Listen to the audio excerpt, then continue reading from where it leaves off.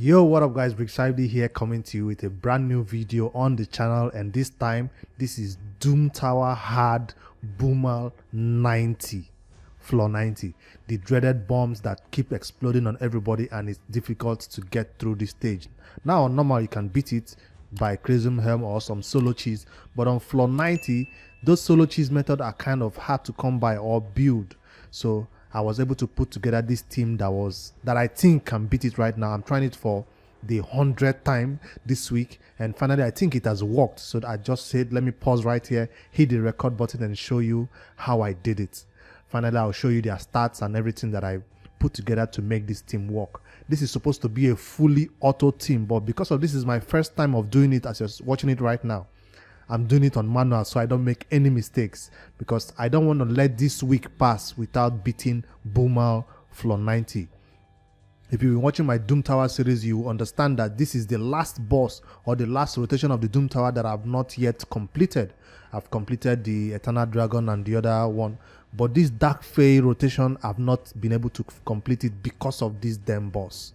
So this time I didn't come in here with a solo strat. I came in at floor 50. I showed you a video how I fully autoed floor 50, and I hoped that this same team will work for floor 90, and it seemed like it did. Well, let me not speak too soon because it's not over until it's over, right? You see, my teams are actually surviving the bombs thank you to 2 Vogoths who are doing all the tanking of those bombs hits with their high HP. I'm sure you like to watch their you like to see their stats. So this is not a run that I want to start all over again. So that's why you see me start it here, so you guys can watch the end of it, because this is not a run you want to sit for. There are 2 variations I'll show you for this run. One that involves a Geomancer, which is risky. You can see how he's very, very low and almost dies a lot of the time. And one that does not involve a Geomancer. That one is fully auto and you can walk away. It takes a longer time though, because Geomancer is here for the damage. So mine is showing 15 minutes right here because I decided to pause and hit the record to show you how I did it. So can't wait for this run to end so I can finally be done with this boss. If I intend to farm this boss, I will bring in the other team that can do it on full auto. Boom, floor 90 Dreadhorn done. Now let's talk about the stats or the team that made it possible. First of all, like I said, there are 2 variations to this team. The first one I found on Elhades. I'll give credit to where I found it. It's on the Elhades artifact extraction tool or the optimizer, where it shows you team optimization based on the champions you have. Head over right there, select Dark Fae, select the difficulty, and I selected Doom Tower 9 and I clicked on suggested teams. Now even if you check your game, you will find some teams that the game is actually suggesting to you based on other best teams that people are using. So you can see a lot of people are using the same strategy: double healers, triple healers. Basically you need all heals here, but the strategy here is usually Vogoth, or this other Master Butcher is also one that people use these days. On the global ranking is also the same thing. So whichever team you're trying to follow, just know that you need high amount of HP. Now let me get back to where I found mine, and this is the first strategy right here, this one. So double Vogoth, 1 Geomancer. As you can see, this one is even a 6 minutes run if you can build it fast enough. So that's what you can estimate that this team will do, 6 minutes. But I decided to do it on manual, that's why it took me that long. Now the second strategy is to take out Geomancer and slot in Vrask, right? So that's the safest strategy if you don't want to be failing, somebody dying, reviving and all that. Bring in a Vrask and have all healers. Now for this strategy you need to have somebody in War Master Mastery or Giant Slayer, right, to do the damage. 1 or 2 of your champions needs to be in War Master, so it doesn't become a 30 minutes to a 50 minutes run. So that's what I'll suggest you bring in for this type of all healer strategy. Bring in a War Master. It's really, really important. Now I did not run this strategy, I run a Geomancer strategy. Maybe if you guys want to see me run Vrask also, if somebody requests it, I'll do it in a different video, maybe when I have all my champions stats higher. But right now I run with this one that involves a Geomancer because I didn't want to sit here doing it for a long 30 minutes 50 minutes run. I wanted Geomancer to do the damage based on his HP burn and his passive. All right, I'm done stalling. Let me show you the stats because I know that's what everybody wants to see. Because if you can reach these stats, you'll be able to beat this boss. Now, I try to aim for 100k on my Vogoths. No joke, 100k. You can see the first Vogoth at 104,000 and the second Vogoth at 99. So, yes, that's what I try to aim for. Do you need accuracy on your Vogoths? No. So even if you see me using a perception, let me show you the first Vogoth stats right there. Even if you see me using a perception set, is because this Vogoth was already built for general content. So I tried to take out this perception set and look for a better alternative, but I didn't have a better HP immortal set. Else I would have put immortal boots and immortal glove right there. No need for accuracy.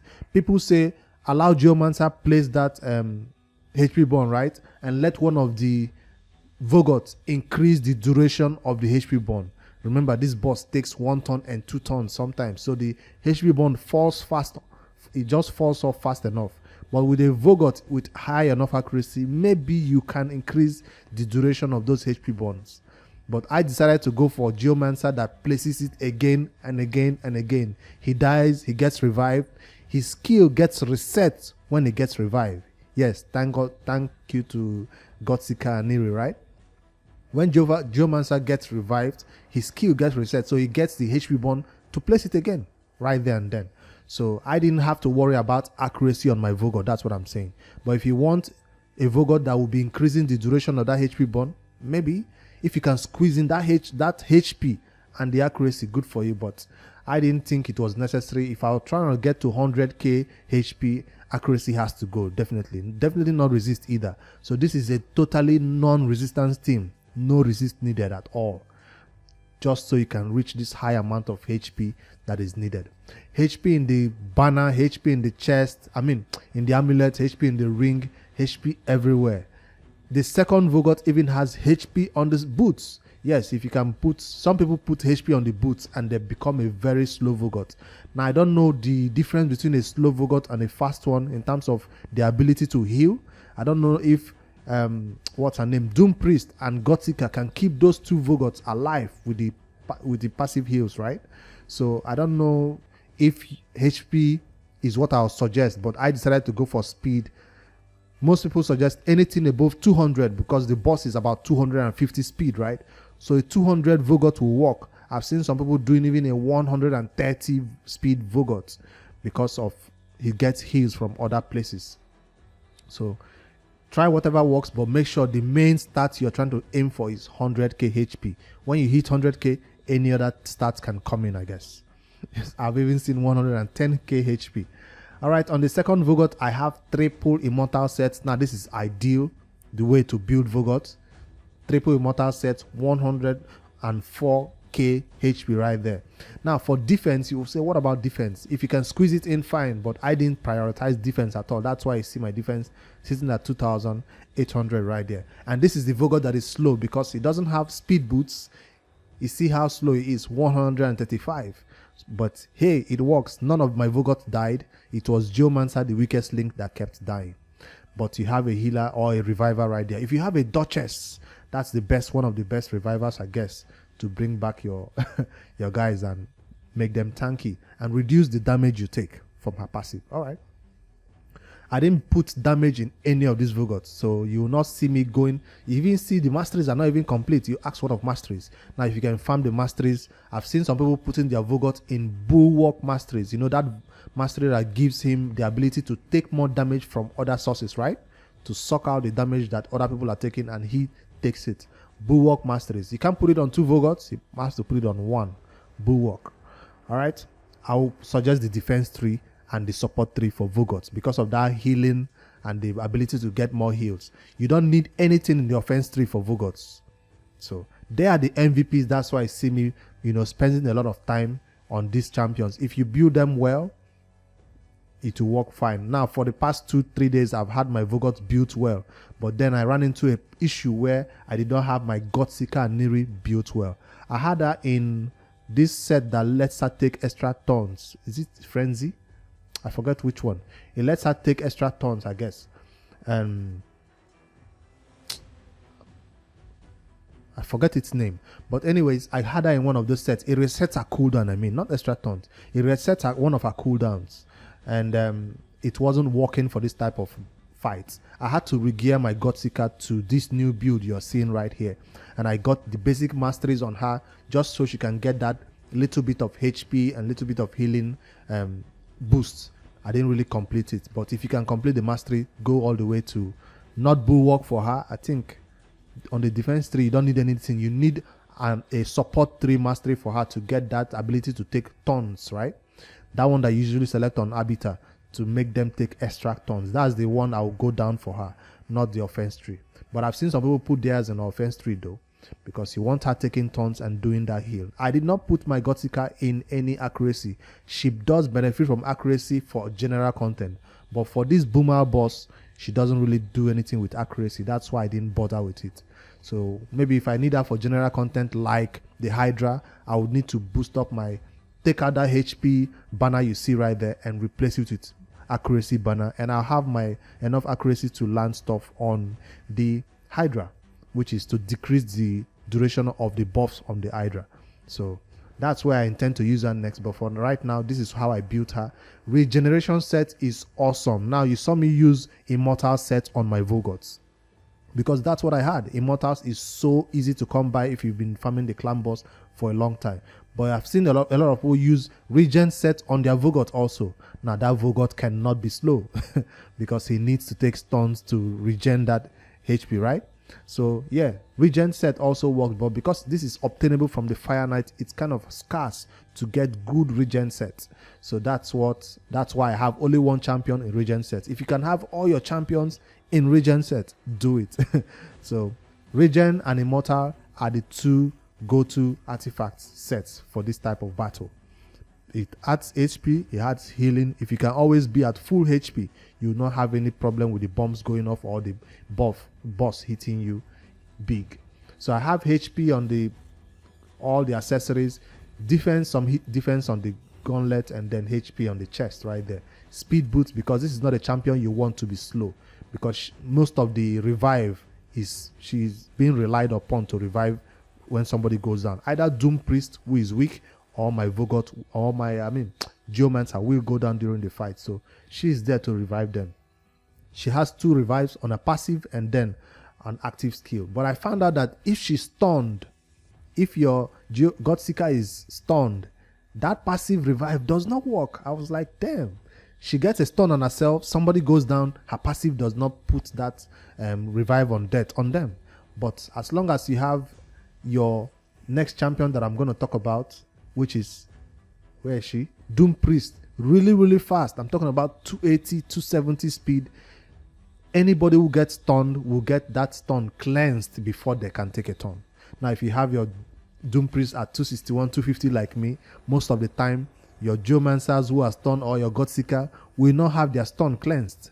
Although I have her in Relentless set, you can also have your Doompriest in Regen set or also in Immortal set.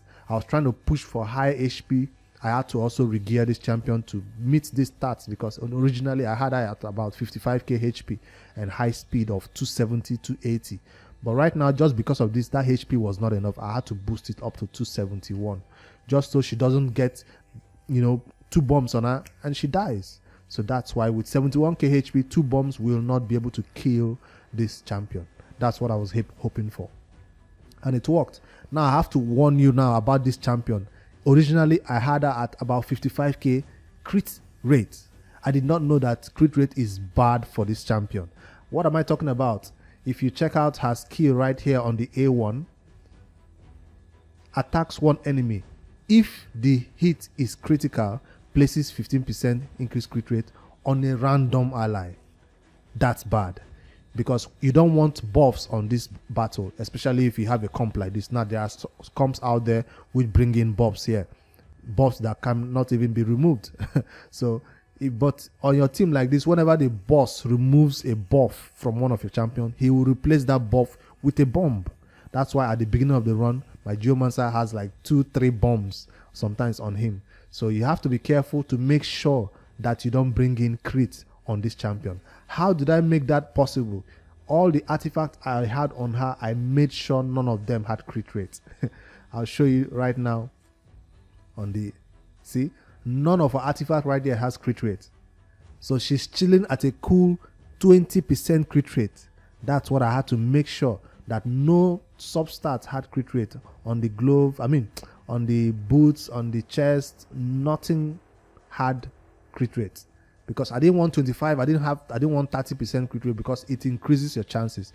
By default, I've already gone with this masteries. If I could reset this mastery, I'll go with the other mastery that selects attack, right, instead of 5% crit, just because of Bommal. But I don't think it's that much of a big deal, because it's just one bomb, right? Anybody who dies will get revived. But just to be careful, if you really want to get it done, avoid crit rate mastery on this champion, so your crit rate doesn't turn to 25%.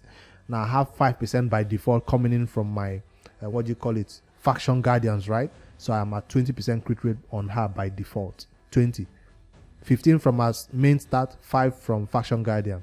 So if you have, I think I have 5 from here instead. No, 15 from our main stat, 5 from here. So if I reset this, I will not select crit rate. Now I've also not completed her masteries on this champion, because I guess I just wanted to try if it's gonna work, and it worked. And who else? The main man himself, the man of the moment, Geomancer. This is one champion I did not need to regear for this battle. He's squishy, he's built for other content. That's why I see him as high accuracy and high resist, because he wasn't built for Bommal. If I was building Geomancer for Bommal, I wouldn't have this amount of resistance on him, because I know it wouldn't really help anything at all. He will still get the bumps on him. So low HP, that's why I kept going down. If I was going to rebuild him, of course I'll go with regen set, or go full what do you call this set again, perception, to have more speed, and tankiness, I guess, and with enough accuracy at the same time. So he wasn't built for this. I just ran out of silver to regear him. But if the run was still failing because he kept going down too fast, I would have regeared him to about 60k HP or 70k HP and enough accuracy to plant his HP bond, because that's the whole purpose he's there in the team, to put that HP bond on the boss. He does have enough accuracy to land his stuff. Resistance on the chest, not necessary. I would have replaced that with HP on the chest, so he doesn't die so much. HP is what you need here. Less defense, I guess, because I think the boss ignores some defense. I forget. So crit rate, crit damage is nothing to talk about. His speed is just 215, not fast enough either.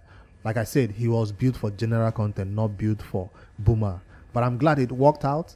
Now, maybe in the future, I might need to build a second a second Geomancer just for this boss, so I can build him with high HP and all that. So I can put that on full auto and run it. That's my start that was able to beat Bommal on hard 90, as you've seen it. Remember, like I said, this is not the only strategy that you can use. Instead of going Geomancer, which is extremely risky, I highly suggest you go Vrask, which is 100% more successful than a Geomancer team, because it comprises of all healers, and it's going to be successful if you have somebody on War Master. Now, like I said, if you want to see that strategy also, I'll be able to show you guys. I've already had the team right here. I have my Vrask built out right here, so all I needed to do is maybe take out Geomancer. If you are bringing in Vrask to the team, the only person that will give you a lead that you need is what's her name now? She needs to be in lead so that she can boost her speed by a little bit more. Where is my Vrask? And I'll show you his stats is also built really high. So this is how you want to go if you're bringing in a Vrask into the team. I'll show you his total stats right now, so you can see how I've already built him ready to go before Geomancer just worked. So if Geomancer failed, I would have tried a Vrask comp right there. I built him yesterday. I've not even had all of his artifacts full, but I was going close to that 100k HP, as you can see right there. And then 205 speed is kind of low, but he has that is it counter attack? No, yes, he has counter attack. So I'm relying on him counter attacking. I'm not relying on him, So you ask, what of regen? What of immortal? I said regen and immortal, yes, but this is a champion that benefits a great deal from counter attack. So because he will be healing a lot. So with 90k HP, 100k on a Vrask, he will be healing how many percent?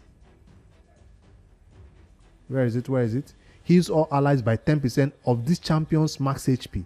So 10%, 90k HP, 9k heals, 9k heals. That's the highest healer I have on my team. Well, Vogoth heals better, but I mean in terms of active heals, it's a passive anyways. But you get what I'm trying to say. I would have used the Vrask, and I don't even have his masteries done yet. I would have also done it. Gave him that A1 mastery for War Master. This is a champion that you can put in War Master because he's already doing a lot from heals a lot. So that's a team that I'll build in the future and put it on all full auto like this, and they can do it. Like I said, I have to stress it. Geomancer is extremely risky, but it's a faster run that you can do. All right, you guys, let me know what you think about my Bommal Dreadhorn floor 90. Sorry, I don't want to do this run from the beginning again to show you wave 1, 2, and 3. That's easy. Everybody wants to know how to get through the boss, and you've seen this run, how we ended it, or almost at the end, where the bombs were exploding, but everybody survived due to these multiple heals. The locations for your Geomancer, for your Vogoth should be like this. 2 of them at the back, not at the front of the run. They should always be at the back. I need to mention that also. All right, let me end it here. I'm just glad that I was able to complete this rotation of Doom Tower. Well, I still have to get to the Dark Fae at floor 120, but I think that will be an easier run. 90 is the hurdle that most people can't get through in this rotation of this Dark Fae, and I'm glad I've done it. I'll post my updates when I get to other higher floors of 120 or 110 also. You guys let me know what you think about this video. I'll be on Discord if you have any questions about your team and your comp, to answer any questions you have. In case there's any other thing that I didn't show in this video, let me know. Hopefully I'll update these champions, get them better masteries, and then I can do it on full auto instead of sitting there doing it on manual so I don't fail. All right, like I said, this is a full auto team. I'll end it here. You guys leave a like if this video helps you. I know there's a lot of people that have done similar comps like this, but I'm just glad it worked for me because I had to learn from the best ones out there. Later guys, good night.